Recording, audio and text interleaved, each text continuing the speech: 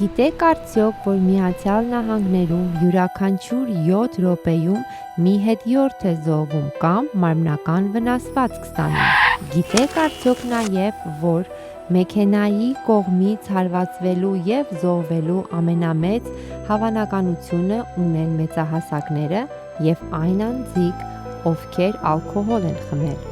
2001 թվին հետիորդների մահվան բոլոր դեպքերի 18%-ը կազմել են 70 և ավելի բարձր տարիքի անձիկ։ Վարորդների պարտականությունն է զգուշանալ հետիորդներից և հետևաբար հետիորդների պարտականությունն է զգուշանալ վարորդներից։ Ես Գլենդեյլ ոստիկան Դավիթ Լերյան եմ։ Խնդրում եմ փողոց անցնելիս հիշեք այս 3 բարձր կանոնները. սպասեք, նայեք և քայլեք։ Խնդրում եմ զգույշ քայլեք, կարող է ձեր կյանքը փրկել։